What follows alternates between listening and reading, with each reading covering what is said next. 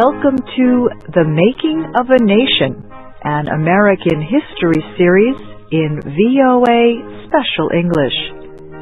On March 4th, 1801, Thomas Jefferson walked to the Capitol building in Washington. He was about to be inaugurated as the third President of the United States. He entered the Capitol to the thunder of cannon. All the senators and representatives stood until Jefferson sat down. A few moments later, the newly elected president rose and began to read his inaugural speech. Harry Monroe tells us what he said.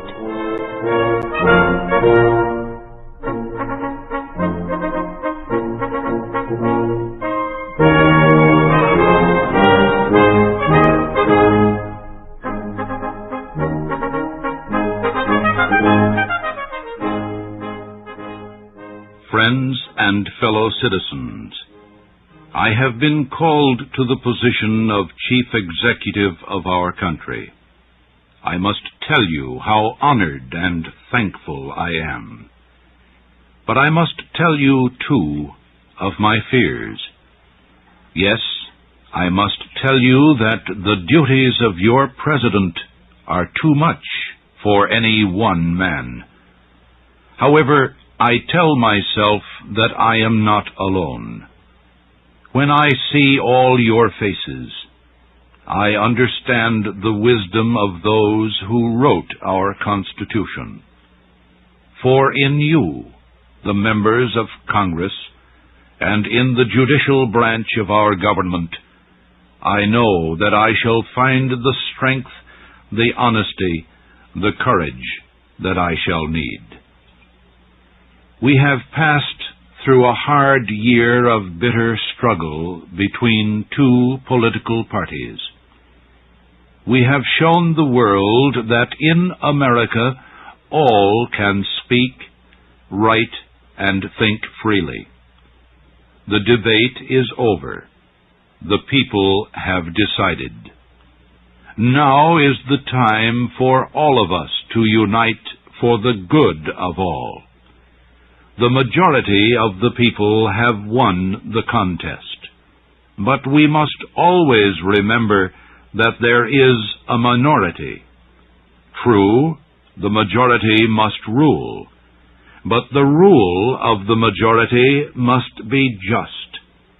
The rights of the minority are equal to the rights of the majority, and must be protected with equal laws.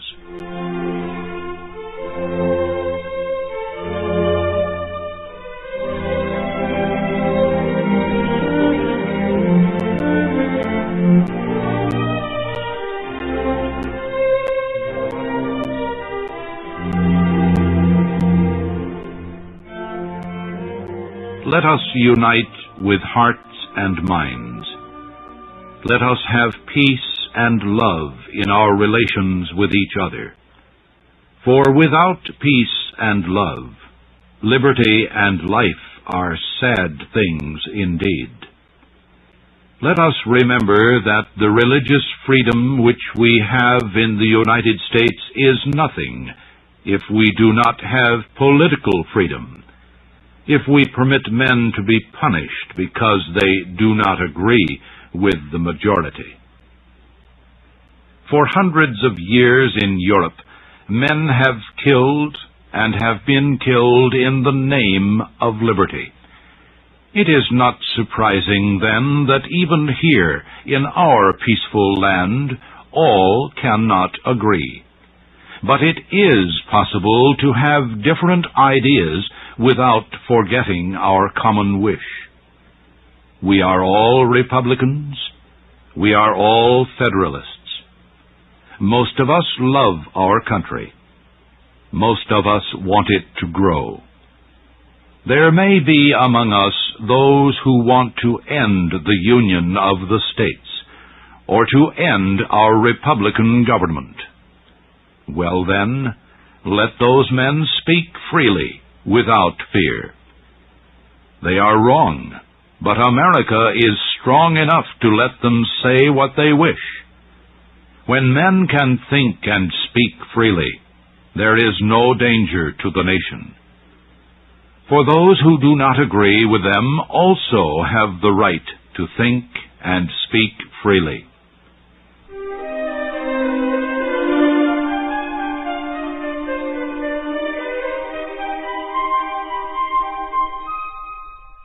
There are some honest Americans who are afraid that a Republican government cannot be strong.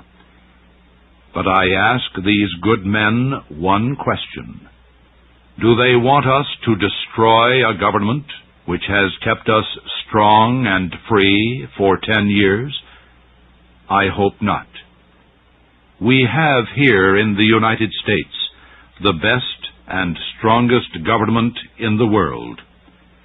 This is the only nation on the earth whose citizens know that the government belongs to them.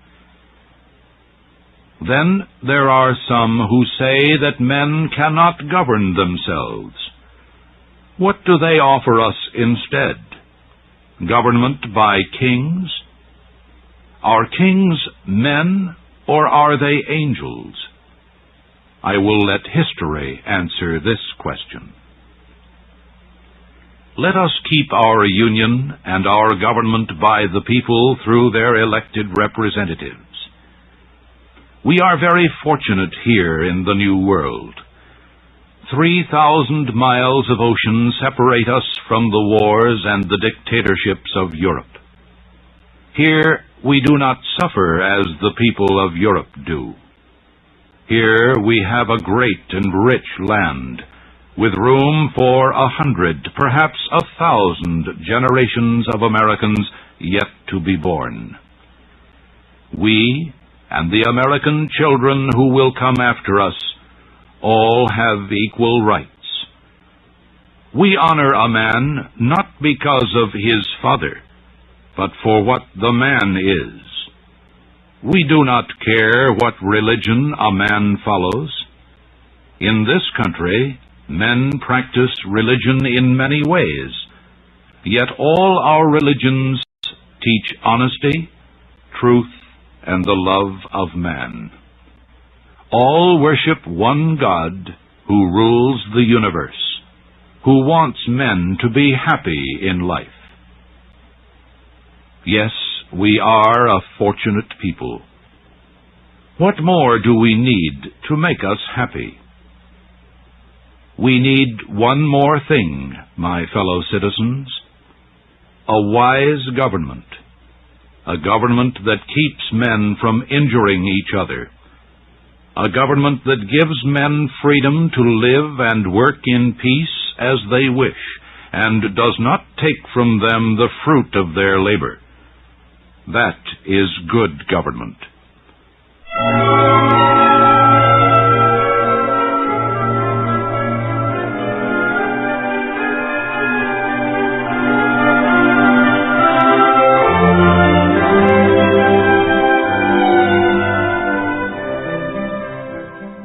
In my short speech, I cannot tell you all the things that I believe our government should do and should not do, but I will tell you what I believe to be the most important principles of our government.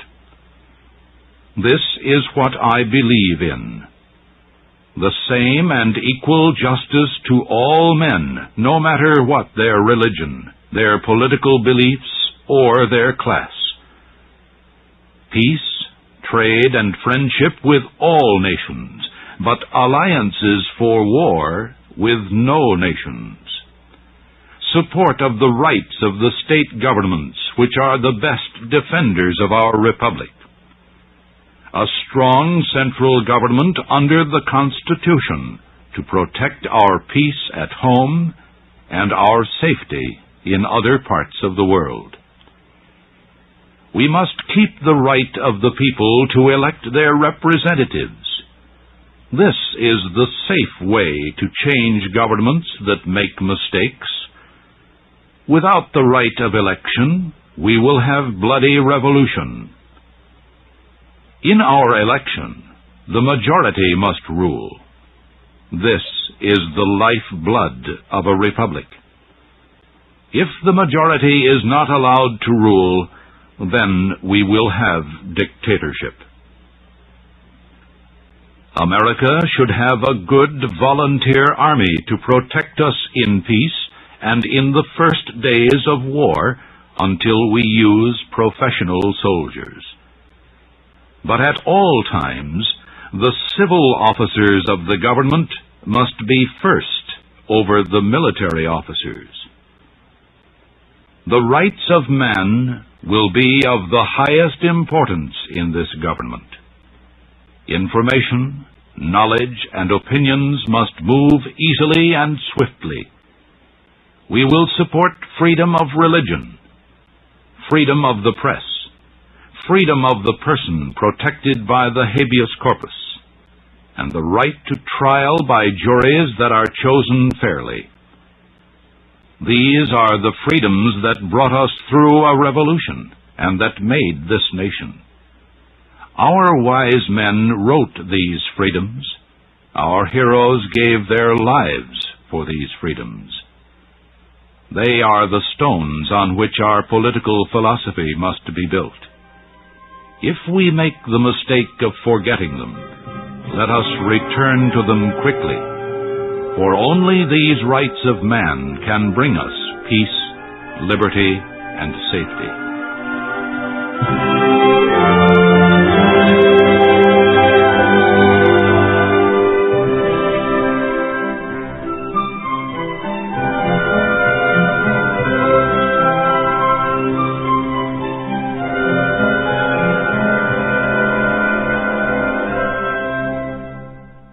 Well then, my fellow citizens, I go to the position which you have given me.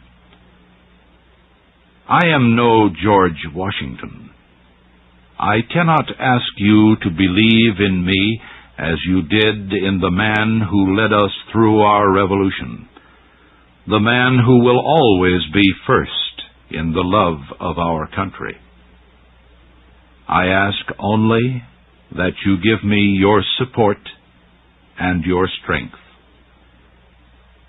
I know that I shall make mistakes, and even when I am right, there will be men who will say that I am wrong. I ask you to forgive my mistakes, which, I promise, will at least be honest mistakes. And I ask you to support me when I am right against the attacks of those who are wrong.